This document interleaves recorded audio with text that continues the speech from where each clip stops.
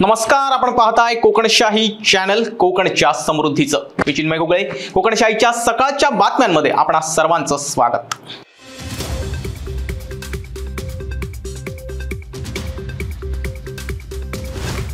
विलवडे येथील युवकाचं पुणे भीमाशंकर शिर्डी घाटात दरीत कोसळल्यानं निधन झालंय. ही घटना शनिवारी सकाळी घडली.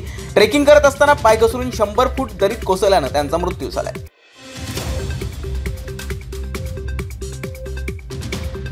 सिंधुदुर्गातील अजित पवार गटाच्या राष्ट्रवादीची पुनर्बांधणी करण्याची जबाबदारी मंत्री हसन मुश्रीफ यांच्याकडे देण्यात आली आहे. ते आता सिंधुदुर्ग जिल्ह्यावर लक्ष ठेवणार आहेत. पक्ष संघटना वाढवण्याच्या उद्देशानं राज्यातील पक्षाच्या प्रमुख नेत्यांवर ही जबाबदारी देण्यात आली आहे.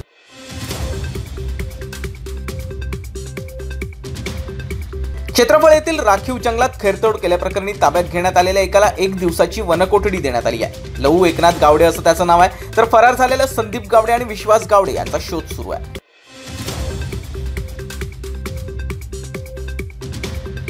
करूळ घाटात वाळूने भरलेला डंपर दरीत कोसळलाय. यात चालक सुहास महादेव चौगुले याचा जागीच मृत्यू झालाय. ही घटना शनिवारी पहाटे 4 वाजण्याच्या सुमारास घडली.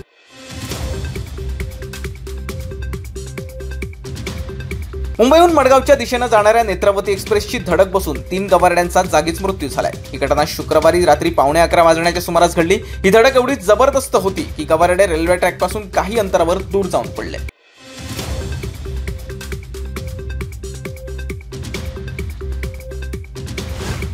आणि याबरोबरच कोकणशाहीच्या सकाळच्या बातम्यांमध्ये इथेच थांबतोय. पण तुम्ही मात्र दिवसभरातील अपडेट्स आणि ताज्या घडामोडी जाणून घेण्यासाठी कोकणशाहीचं YouTube चॅनल आताच सबस्क्राइब करा. फेसबुक पेज लाईक करा आणि इंस्टाग्राम पेजला फॉलो करायला विसरू नका. धन्यवाद.